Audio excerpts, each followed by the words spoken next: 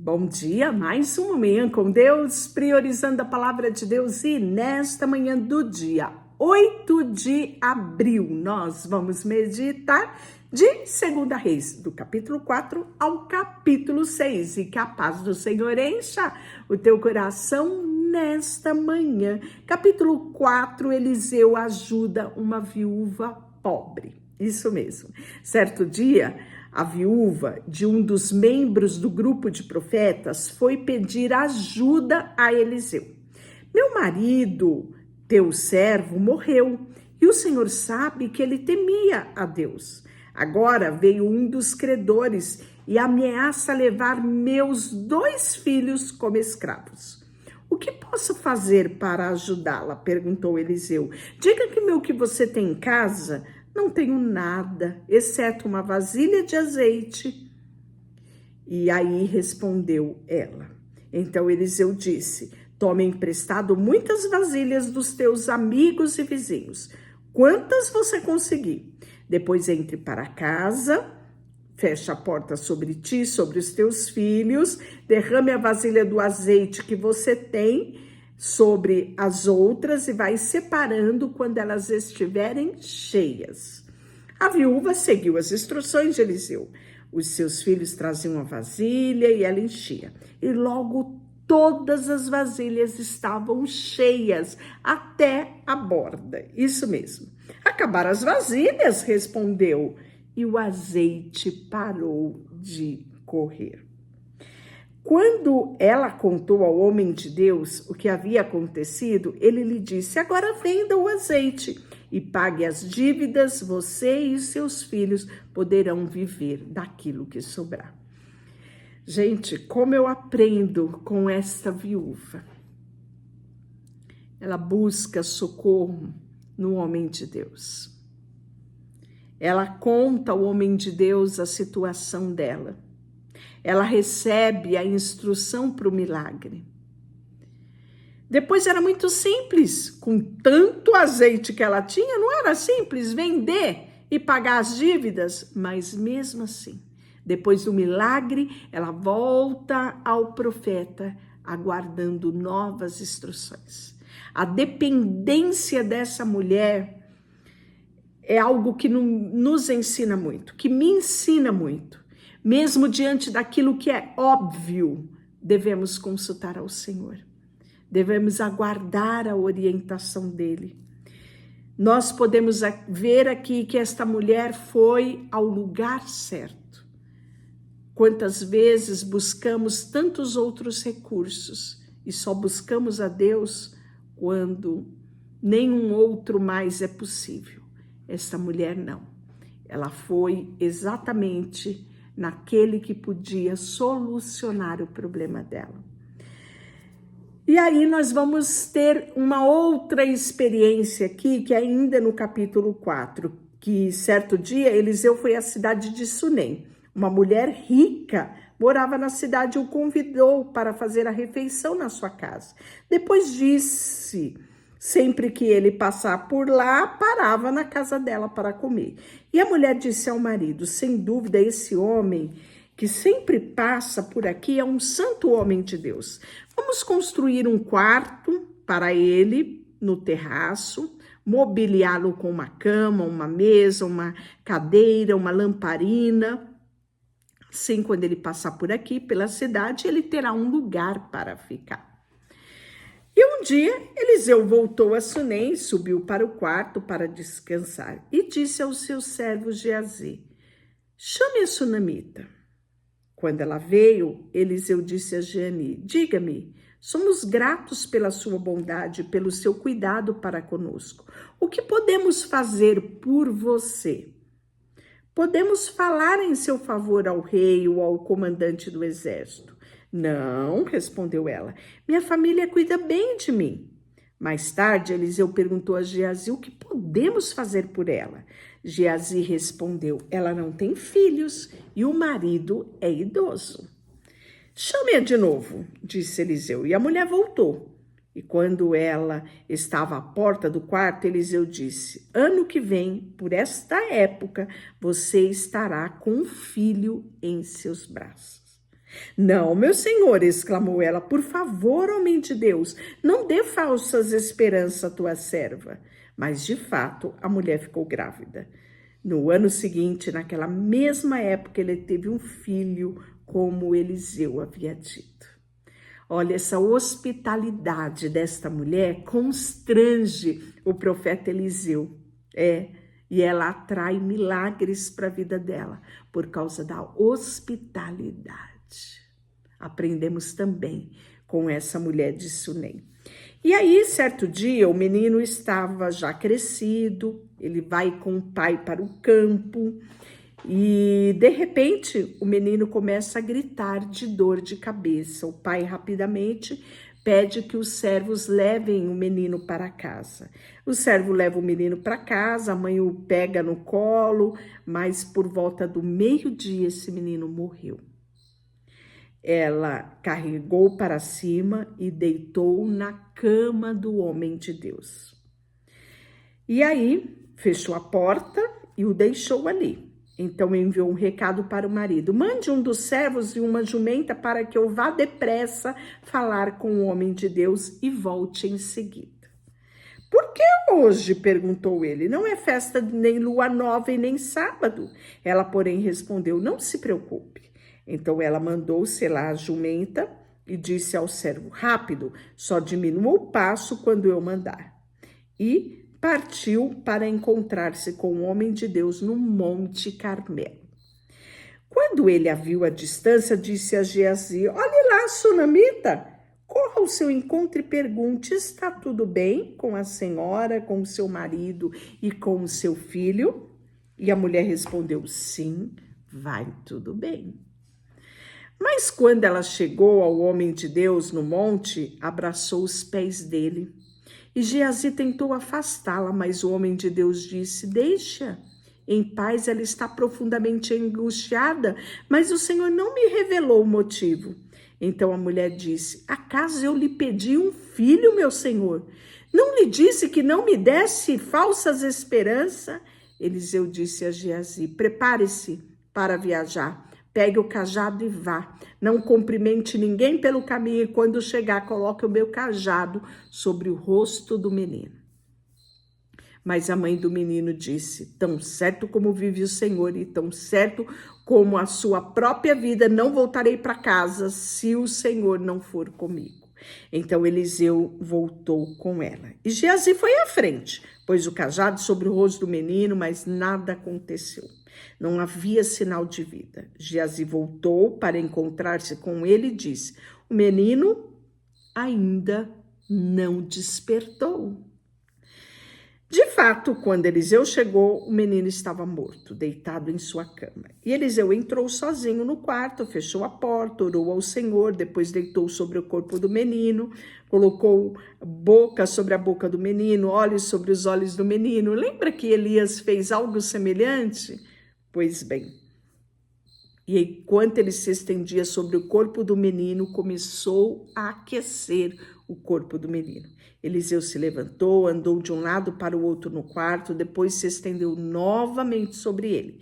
E dessa vez o menino expirou 7 vezes e abriu os olhos. Eliseu chamou a Geazi e disse: chama a sunamita. E quando ela entrou, Eliseu disse: aqui está o teu filho. Ela caiu aos pés do profeta e se curvou diante dele. Então pegou o menino e saiu. Que coisa mais linda, não é essa história, gente?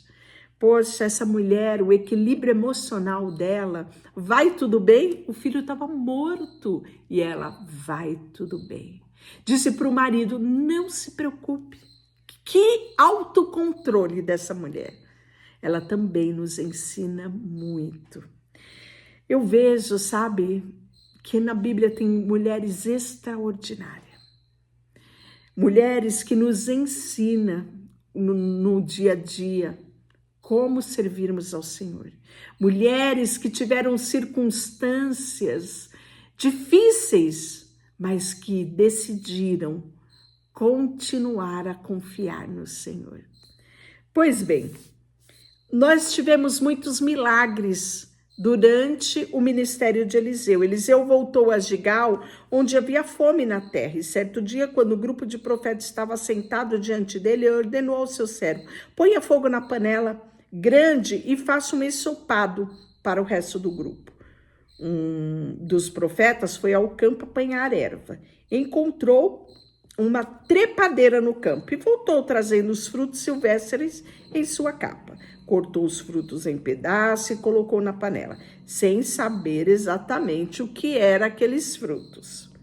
O ensopado foi servido ao homem, mas assim que provaram alguns bocados, gritaram: homem de Deus, há veneno nesse ensopado! E não puderam comer. Eliseu disse: traga-me um pouco de farinha. E ele jogou a farinha na panela e disse: agora podem comer. E o ensopado não lhe fez mal. Outro dia, um homem de Baal-saliva trouxe comida para o homem de Deus. 20 pães de cevada, preste atenção, feitos dos primeiros grãos da colheita, e também grãos frescos.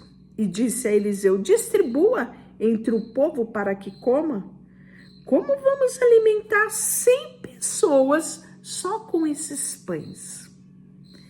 Mas Eliseu repetiu: distribua entre o povo para que coma, pois assim diz o Senhor: todos comerão e ainda sobrará. E quando distribuir o alimento, houve suficiente para todos e ainda sobrou, como o Senhor havia dito. A primeira multiplicação de pães não foi no ministério de Jesus, mas no ministério de Eliseu. Você sabia disso? Pois bem, vamos ter a cura de Naamã, um importante comandante do exército sírio. Isso mesmo, guerreiro valente, porém ele sofria de lepra. E naquela época, os saqueadores sírios tinham invadido o território de Israel e entre os cativos levou uma menina que foi deixada aos cuidados da esposa de Naamã para servir lá na casa. Isso mesmo. E esta menina, ela diz: como seria bom se o meu senhor fosse ao profeta em Samaria, ele o curaria da lepra. Olha o que essa menina vai falar para a esposa de Naamã. Naamã contou essa história ao rei que a menina havia dito. E aí, então o rei da Síria respondeu: vá visitar o profeta e eu lhe darei carta de apresentação ao rei de Israel. Naamã partiu, levando 350 quilos de prata, 72 quilos de ouro, fazia parte dos presentes que Naamã separou, mais a carta de recomendação do rei da Síria ao rei de Israel, dizendo e apresentando a ele o seu servo Naamã para que fosse curado. Olha só, e quando o rei de Israel leu a carta, rasgou as suas vestes, dizendo: acaso sou Deus capaz eu de curar ou tirar a vida ou dar a vida? Como esse homem pede que eu lhe cure de lepra? E aí, sabe qual foi a fala do rei de Israel? Ele está procurando pretexto para ter guerra comigo. Essa foi a fala do rei de Israel. Mas quando Eliseu, o homem de Deus, soube o que o rei de Israel havia rasgado as suas roupas, mandou esta mensagem: por que o rei ficou tão aflito? Envie Naamã a mim e ele saberá que há profeta verdadeiro em Israel. Então Naamã foi com seus cavalos, suas carruagens, toda a pompa, aonde encontrar com o profeta Eliseu, isso mesmo. E o profeta Eliseu, quando ele chegou lá à porta, o profeta Eliseu nem foi falar com ele, foi um mensageiro dizer: vá, lave-te 7 vezes no Rio Jordão e serás curado. Aquilo foi uma afronta para Naamã. Porque esse Rio Jordão não era um rio limpíssimo, como os rios da Síria, né? Para ele era uma afronta mergulhar naquele rio. E ele fala, será que não há rios melhores, né? Mas o segredo não estava no rio, mas na obediência à ordem do profeta, né? E ele fica indignado, e imaginei que ele sairia para me receber, esperava que ele movesse as mãos sobre mim e invocasse o nome do Senhor seu Deus e eu seria curada, mas e não existe rios melhores em Damasco, em Fafar, em Abana, né? E ele começa, e o texto fala que ele fica furioso, até que os seus oficiais convencem ele, dizendo, meu senhor, para ficar da lepra, tu não faria qualquer coisa, quanto mais mergulhar 7 vezes no Rio Jordão, que é isso diante da tua cura? E ele, né, reflete, né, realmente tinha razão, e ele vai, mergulha 7 vezes no Rio Jordão, e sabe o que acontece? Ele fica limpo, a lepra se vai embora. Pois bem, ele volta todo feliz para oferecer os presentes a Eliseu, e Eliseu se recusa. Só que mal ele pega uma certa distância para ir embora, quem fica de olho em todos aqueles bens, tanto de prata, tanto de ouro, tanto de vestes, quem fica de olho? Geazi, o servo de Eliseu. E ele vai, né? O texto fala da ganância de Geazi. E ele vai e, né, em nome do profeta Eliseu, ele pega 35 quilos de prata e 2 roupas de festas, né? Que foi dada para ele. Só que quando ele volta, Eliseu já sabia por onde ele tinha andado. Quando entrou para ver o seu senhor, Eliseu lhe perguntou, onde você esteve, Geazi? Não estive em lugar nenhum, respondeu Geazi. Mas Eliseu lhe disse, você não percebe que eu estava presente em espírito quando você foi a Naamã e ele desceu da carruagem para encontrar-se com você? Está definitivamente, não era ocasião de receber dinheiro, roupas, vestes oliveiras, ofertas de ovelha, gado, servo, serva, por isso você e seus descendentes sofrerá da lepra de Naamã para sempre. E quando Geazi saiu dali, o seu corpo estava coberto de lepra, sua lepra estava branca como a neve. E aí nós vamos ter, por último agora, o ferro do machado. Este milagre extraordinário. Um grupo de membros, né? Estavam se reunindo num lugar pequeno e decidiram ampliar aquela tenda para receber mais pessoas, né? E aí nós vamos ver que eles pedem a permissão para Eliseu e Eliseu diga para eles, vá, né? E eles pegam, na verdade, começaram a derrubar as árvores, né, cortar os troncos com o machado, só que esse machado vai cair no rio. E eles gritam, meu senhor, o machado era emprestado. Onde caiu? Perguntou o homem de Deus. E quando mostraram o lugar para Eliseu, ele colocou o galho e jogou na água e fez o ferro do machado flutuar na água. E ordenou, pegue-o. E disse Eliseu, e o homem estendeu a mão e o pegou. Imagina a alegria desses homens, né? E aí Eliseu vai frustrar os planos do exército da Síria, isso mesmo, né? Eliseu e o rei ficou querendo saber se havia algum homem que estava levando notícia, porque todos os planos dele eram revelados ao rei de Israel, né?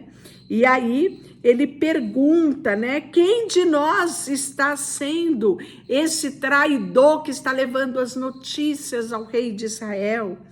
E aí um dos oficiais diz, é Eliseu, filho o profeta de Israel, que revela ao rei de Israel até as palavras que o Senhor diz nos seus aposentos. Tudo isso Eliseu através da unção de profeta, revela ao rei, né? Vão e descubram onde ele está, que eu vou mandar capturá-lo, né? E aí, certa noite, o rei da Síria mandou um grande exército com muitos carros de guerra, a cavalo, para cercar a cidade, para capturar Eliseu. E aí, na manhã seguinte, o servo do homem de Deus se levantou bem cedo e, ao sair, o que ele viu? Viu aquele exército de soldados. Ele entra em desespero. E aí, Eliseu diz, não tenha medo, pois o nosso Deus, do nosso lado, há muito mais do que do lado deles. Então Eliseu orou para que o Senhor abrisse os olhos do servo dele, e os servos foram abertos, e ele pôde contemplar que o exército que estava do lado dele, os anjos do Senhor que estavam acampados ao redor daqueles que o temem e o livra, era presente ali, né?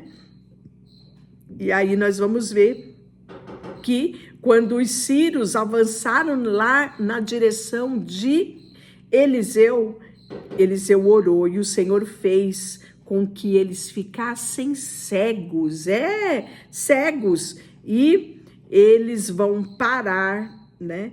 É mandado que eles fossem em frente e eles são levados justamente para a cidade de Samaria. E quando eles caem em si, eles estão no meio da cidade de Samaria, né?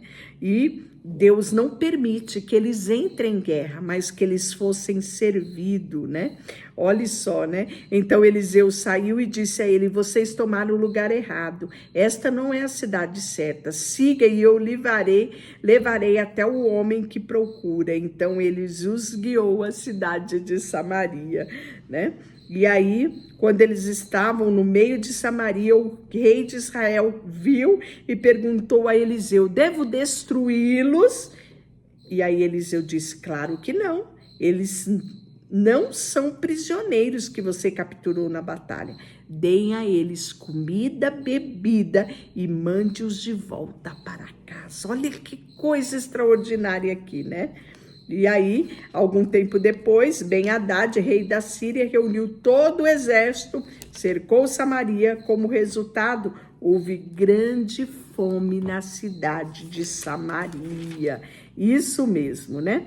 E aí, um dia, quando o rei de Israel caminhava pelos muros da cidade, uma mulher gritou para ele, ó, meu senhor rei, por favor, ajude-me. E ele respondeu, se o Senhor não a ajudar, o que eu poderei fazer? Não tenho alimento na eira, nem vinho na prensa de uva.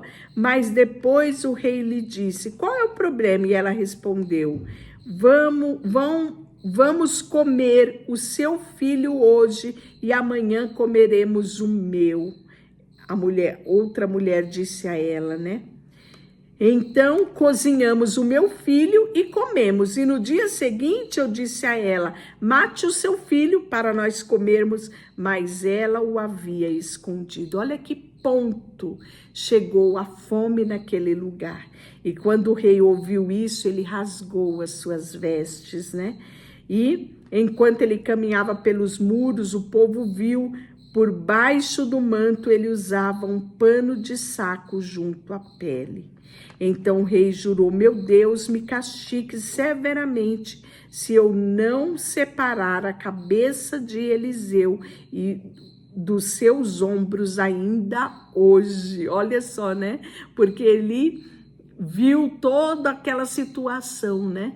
E ele culpa o profeta Eliseu. E Eliseu estava sentado na sua casa com as autoridades de Israel quando o rei mandou um mensageiro até ele. E antes, porém, que o mensageiro chegasse, Eliseu disse às autoridades, o filho do assassino, que era o filho de Acabe, mandou um homem para cortar a minha cabeça. E quando o mensageiro chegar, fechem a porta e não deixem entrar. Logo ouviram os passos do seu senhor atrás dele. Então Eliseu ainda falava e o mensageiro chegou e comunicou a mensagem do rei.